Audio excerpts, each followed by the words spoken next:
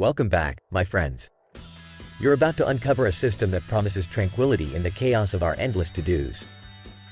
We're plunging into a method that transforms how we approach our daily grind, leaning into a life of stress-free productivity. Excited? You should be. Imagine your mind as a high-powered, sleek computer.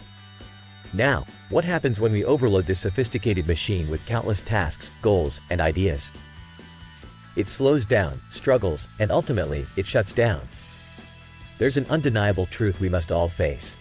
Our minds aren't built to store the whirlwind of our day-to-day. That's where David Allen steps in with his revolutionary method, getting things done. With more than 30 years guiding executives, Allen astutely noticed that our brains excel when boiling ideas, not trapping them. It begs the question, how do we keep our mental RAM free so that we can engage completely with the task at hand and nurture meaningful connections with those around us? The secret sauce to this clarity lies in adopting a reliable external system. Your external brain, where every pending thought, every I should, and I could, finds a home outside your head. Picture this. You're engrossed in important work, and a random idea pops into your mind. Instead of lingering on it, you jot it down, and voila, your focus is undisturbed, your creativity unimpeded. However, this isn't about sporadically scribbling notes. No, it's about cultivating consistency with 3 non-negotiable habits: capturing, processing, and reviewing. Let's dive in. The act of capturing is your first defense against mental clutter. Got a fleeting thought? Capture it. Simple as that. Whether you're singing in the shower or on your morning commute, use a waterproof pad or voice recording to ensure no idea slips away. But an idea, captured, is just the start. This leads us to our second habit, processing. Assign a daily time frame, say 4 p.m., to transform those captured ideas into actionable tasks. Ask yourself, do I need to act on this? If yes, outline your next step and the eventual goal it feeds into. This clarity turns your random thoughts into a structured path forward. Think of your brain breathing a sigh of relief as each item finds its rightful place in your system. Now, this doesn't mean cluttering your mind with minor tasks. If an action takes less than 2 minutes, do it there and then. Anything else gets filed for later action, whether in your calendar for time-bound tasks, a next actions list for those urgent undertakings, or stashed away in a follow-up folder for tasks you've delegated or are awaiting feedback on. This process isn't static. You need to be vigilant, trimming and updating this action list to tailor it to specific contexts: office, home, or even a grocery run. With each tailored list, you're equipping yourself with a clear, focused agenda the moment you step into that setting. Lastly, comes the critical habit of reviewing. Dedicate time weekly to recalibrate your system. What's the bigger picture? What immediate actions will propel you toward your long-term goals? This reflective process ensures your system remains a trustworthy extension of your mind. That weekly review is like a spa treatment for your productivity system. Keep it sacred and make it enjoyable. Why not reward yourself with a little indulgence, like your favorite snack, exclusively savored during this time? In essence, we're talking about a CPR for your workflow. Capture, process, review. Embrace the structure, forsake the chaos, and commit to freeing your mind to be fully present. By rooting these habits into your daily life, creativity and effectiveness become your natural state of being. Remember, gents, if you resonate with this system, take a moment to not just ponder but to act. Embrace the GTD to navigate the whirlwind of life with a serene smile. And hey, while you're pondering over this newfound knowledge, don't forget to hit subscribe, drop us a like, and smack that notification bell. It's your ticket to not only enhancing your own life but also joining a community inclined toward growth and success. Now, as we draw this session to a close, ask yourself, which of these practices will make the leap from this video into your reality? Will you commit to capturing every fleeting thought? Perhaps you'll stand guard at the gates of your mind, processing with rigor, or enshrine the weekly review as a cornerstone of your week. If this journey through David Allen's method has illuminated your path to productivity, and you find value in these words, know that your support is always appreciated. There's the chance to offer a token of gratitude commensurate with the insight you've gleaned, just a click away in the description. Stepping forward, empowered by the foundations of GTD, what's the first idea you'll capture outside your mind's confines? What will be your beacon guiding you to action? Reach out and make that first mark in your external brain. Welcome to stress-free productivity. Welcome to transformation. Imagine you stumble across a secret that gives you the power to sculpt your own behavior, effectively turning you into a productivity powerhouse. It's not magic, it's not rocket science, it's the art of manipulating your surroundings to make specific actions almost automatic. This not-so-secret weapon? It's called poka-yoking. Right now, let's embark on a journey to harness this method and make your road to success a lot less bumpy. Stay with me, and by the end of this video, you'll be deploying poka-yoking tactics like a pro, tooling your life for triumph. Poka-yoking means setting up your environment in a way that nudges you towards the behaviors you want and steers you clear from the ones you don't. It's a forcing function, a beacon guiding ships safely to shore, away from the rocky behaviors that could wreck your goals. You already know examples of poka-yoke in action, even if you didn't have the name for it. Consider modern vehicles.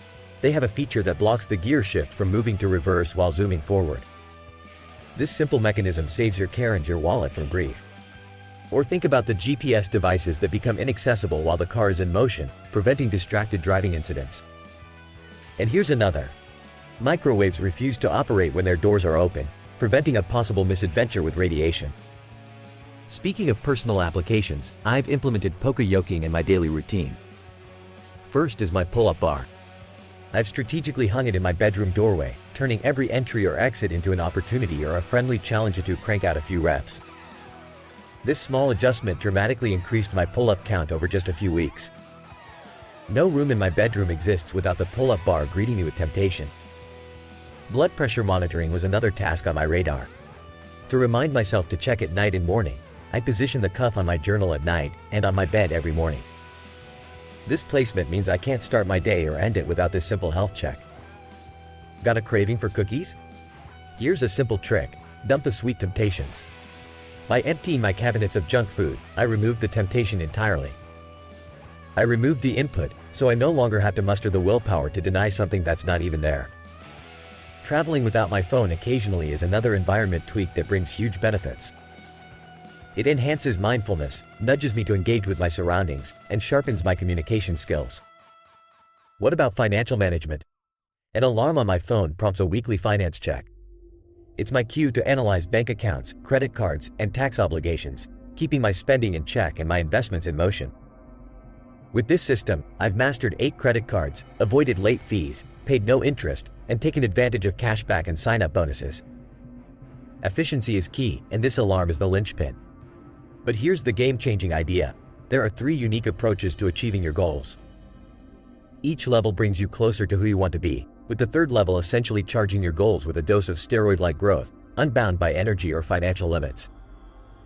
Motivation is the first rung on this ladder of success.